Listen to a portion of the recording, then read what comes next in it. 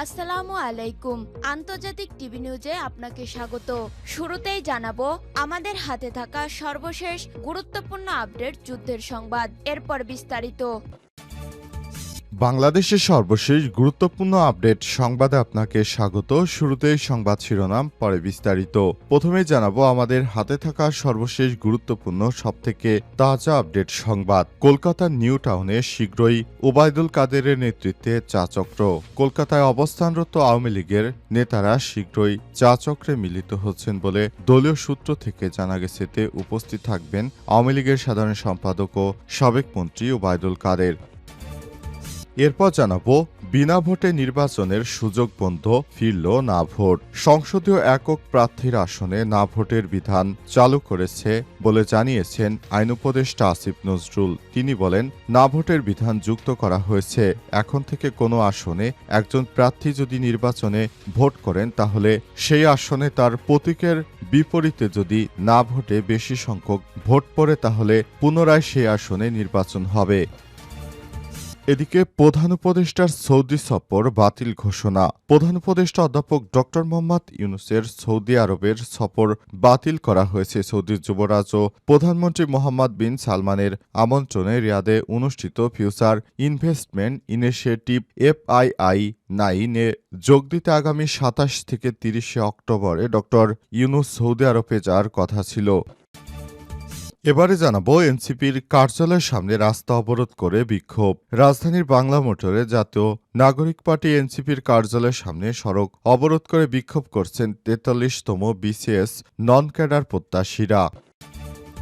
এবং সর্বশেষ জানাবো টঙ্গী থেকে নিখোঁজ মুফতি মহিবুল্লাহকে পরিবারের কাছে হস্তান্তর। টঙ্গী থেকে নিখোঁজ মসজিদের ইমাম মুফতি মহিবুল্লাহকে তার পরিবারের কাছে হস্তান্তর করা হয়েছে। এর আগে তাকে রাজধানীর টঙ্গী থেকে ইসকনের সদস্যরা রাতের আধারে ধরে নিয়ে যায়। তাকে ব্যাপকভাবে নির্যাতন করা হয়। এরপর অনেক খোঁজাখুঁজির পর প্রায় ৩ থেকে ৫ দিন পর তাকে পঞ্চগড়ের একটি গহীন জঙ্গলে পাওয়া গেছে। হাত পায়ে শিকল দিয়ে বাঁধা অবস্থায়, গাছের সাথে বাঁধা অবস্থায় তাকে উদ্ধার করা হয়েছে। জানা গেছে তিনি মসজিদের প্রতি শুক্রবারের দিন জুমার খুতবার সময় তিনি ইসকন নিয়ে কথাবার্তা বলেছেন। ইসকন কিভাবে বাংলাদেশের মানুষের মধ্য ঢুকে বাংলাদেশকে নানাভাবে প্রভাবিত করার চেষ্টা করছে। এসব কথাবার্তা বলার কারণে তাকে বেদম পিটিয়েছে ওই ইসকনের সন্ত্রাসীরা। ইসকন জানিয়েছে তাদের চিন্ময়ের জামিনের ব্যাপারে যেন আলেম সমাজ কথা বলে, চিন্ময়কে যেন জামিন দেওয়ার জন্য তারা বলে, তবে ইসকনের বিরুদ্ধে তারা যেন কোনো কথাবার্তা না বলে সে ব্যাপারে তারা ওই হুজুরকে পিটিয়েছে এবং তাকে জানিয়েছে বলে তিনি জ্ঞান ফেরার পর সাংবাদিকদের কাছে বিষয়টি নিশ্চিত করেন। প্রিয় দর্শক, এতক্ষণ শুনছিলেন সংবাদ শিরোনাম, এবারে বিস্তারিত। তবে তার আগে বন্ধুরা অনুরোধ থাকবে এই সংবাদটিতে একটি লাইক দিন। এই চ্যানেলে আপনি নতুন হয়ে থাকলে আমাদের সংবাদটি দেখতে দেখতে চ্যানেলটি সাবস্ক্রাইব করে রাখুন। কমেন্ট করে বন্ধুরা আপনার মূল্যবান মতামত জানিয়ে দিন আপনি বিশ্বের কোন দেশ থেকে বা বাংলাদেশের কোন স্থান থেকে আমাদের সংবাদটি দেখছেন এবং শুনছেন। আর বন্ধুরা সংবাদটি আপনার সোশ্যাল মিডিয়া ফেসবুকে শেয়ার করে বন্ধুদেরও দেখার সুযোগ করে দিন। এবারে বিস্তারিত। কলকাতার নিউ টাউনে শীঘ্রই কাদেরের নেতৃত্বে চা চক্র। কলকাতায় অবস্থানরত আওয়ামী লীগ নেতারা শীঘ্রই চা চক্রে মিলিত হচ্ছেন বলে দলীয় সূত্র থেকে নিশ্চিত করা হয়েছে। এতে উপস্থিত থাকবেন আওয়ামী লীগের সাধারণ সম্পাদক ও সাবেক মন্ত্রী ওবায়দুল কাদের। টাঙ্গাইল ২ আসনে আওয়ামী লীগের সাবেক সংসদ সদস্য তানবীর হাসান ওরফে ছোট মনিরের সঙ্গে এই প্রতিবেদকের ফোনালাপে উঠে আসে সব তথ্য।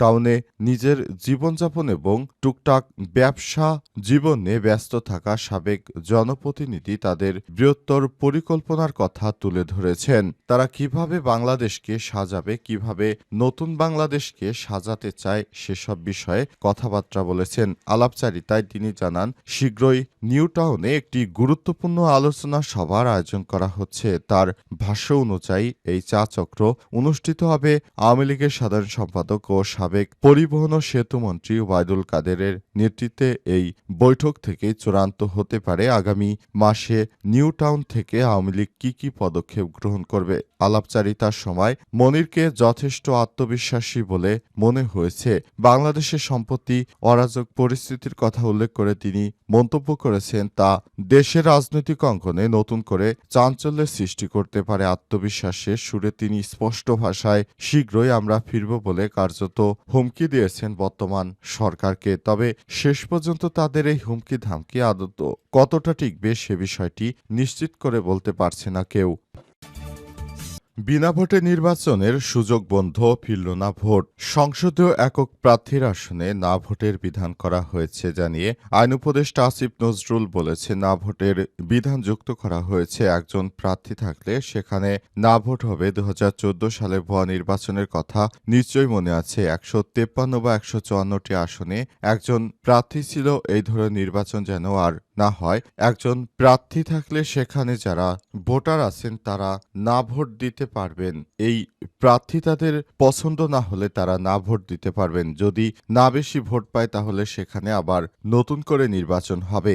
বৃহস্পতিবার প্রধান উপদেষ্টার কার্যালয়ে ডক্টর মোহাম্মদ ইউনূসের সভাপতিত্বে উপদেষ্টা পরিষদের বৈঠকের এক অনুমোদনে ইভিএম সংক্রান্ত বিধান বিলুপ্ত করা হয়েছে।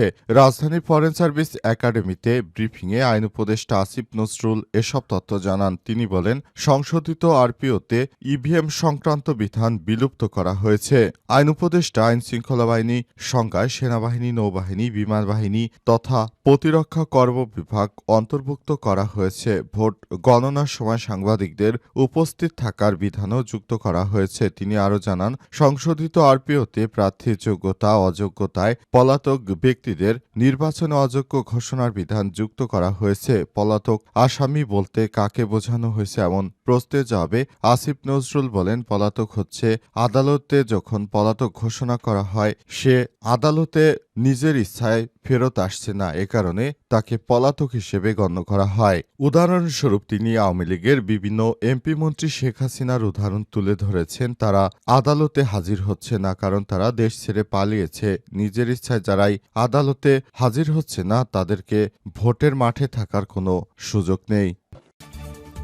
প্রধান উপদেষ্টা সৌদি সফর বাতিল। প্রধান উপদেষ্টা ডক্টর ইউনূসের সৌদি আরব সফর বাতিল করা হয়েছে। সৌদি যুবরাজ ও প্রধানমন্ত্রী মোহাম্মদ বিন সালমানের আমন্ত্রণে রিয়াদে অনুষ্ঠিত ফিউচার ইনভেস্টমেন্ট ইনিশিয়েটিভ FII 9 নিয়ে যোগ দিতে আগামী 27 থেকে 30 অক্টোবর ডক্টর ইউনূস সৌদি আরব সফরে যাওয়ার কথা ছিল।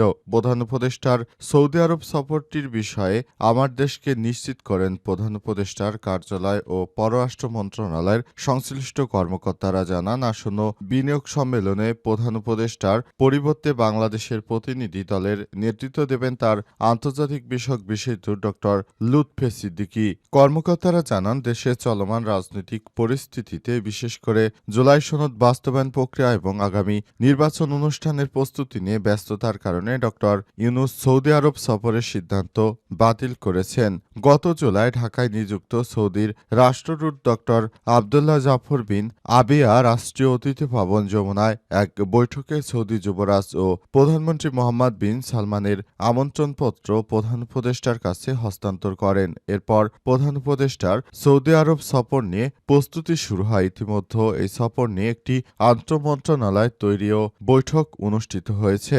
তবে অন্তর্বর্তীকালীন সরকারের প্রধান উপদেষ্টা তিনি যদি সৌদি আরব সফরে যেতেন সেটা খুব ভালো হতো। তবে তিনি হয়তো বিভিন্ন দেশে গিয়ে আওয়ামী লীগের হেনস্থার শিকার হওয়ার কারণে এখন আর বিদেশ সফরে যেতে আগ্রহী নয়। এনসিপির কার্যালয়ের সামনে রাস্তা অবরোধ করে বিক্ষোভ। রাজধানীর বাংলা মোটর জাতীয় নাগরিক পার্টি এনসিপির কার্যালয়ের সামনে সড়ক অবরোধ করে বিক্ষোভ করছেন 43তম বিসিএস নন ক্যাডারের প্রার্থীরা। অবস্থায় তারা নিশ্চিত করেছে, আমরা এনসিপির হস্তক্ষেপ কামনা করি। রাজধানীর বাংলা মোটরে জাতীয় নাগরিক পার্টি এনসিপির কার্যালয়ের সামনে সড়ক অবরোধ করে বিক্ষোভ করছেন 43তম বিসিএস এর শিক্ষার্থীরা। বৃহস্পতিবার রাত 11টায় রূপায়ণ টাওয়ারের সামনে সড়কের এক পাশ অবরোধ করেন তারা। এ সময় নিজেদের দাবির পক্ষে নানা রকম স্লোগান দেন আন্দোলনকারীরা। তারা জানান, বিসিএস নন ক্যাডার পদে নিয়োগের বিশেষ বিধিমালা 2025 অনুমোদন বিলম্বিত এবং পদপ্রত্যাশীদের সুপারিশ বঞ্চিত করার প্রতিবাদে তারা মাঠে নেমেছেন। এর আগে এদিন সকালে আগারগাঁওয়ে পিএসসির কার্যালয়ের সামনে অবস্থানকালে পুলিশ তাদের জোরপূর্বক সরিয়ে দেয় এবং এ সময় তাদের উপর হামলা করা হয় বলে অভিযোগ করেন ৪৩তম বিসিএস নন ক্যাডার প্রত্যাশীরা। রমনা থানার ওসি গোলাম ফারুক বলেছেন, আন্দোলনকারীরা এনসিপির কার্যালয়ের সামনে সড়ক অবরোধ করে বিক্ষোভ করছেন। এতে যান চলাচল ব্যাহত হচ্ছে। তবে যান চলাচল ব্যাহত হলেও তারা তাদের দাবিদার পক্ষে এখনো অনড় অবস্থায় রাস্তায় রয়েছেন। তারা তাদের দাবিদা যতক্ষণ পর্যন্ত মেনে নেওয়া হবে না ততক্ষণ পর্যন্ত তারা সেখান থেকে সরবে না বলে হুঁশিয়ারি দিয়েছেন। এ অবস্থায় সেখানে থমথমে অবস্থা বিরাজ করছে। এনসিপির পক্ষ থেকে তাদের ব্যাপারে এখনো কোনো কথা বলা হয়নি। মূলত শারজিস আলম অন্তর্বর্তীকালীন সরকারের প্রধান উপদেষ্টার উদ্দেশ্যে একটি স্ট্যাটাস দিয়ে লিখেছেন, স্যার আপনি ৪৩তম বিসিএস এর ফাইল আপনার সিগনেচারের অপেক্ষায় রয়েছে, দয়া করে ফাইলটি ছেড়ে দিন। এরপরই জাতীয় নাগরিক পার্টির অফিসের সামনে এই ধরনের বিক্ষোভ সমাবেশ লক্ষ্য করা গেল। শেষ পর্যন্ত বিক্ষোভ সমাবেশটি কোন দিকে মোড় নেয় সেটি এখনও বলা যাচ্ছে না।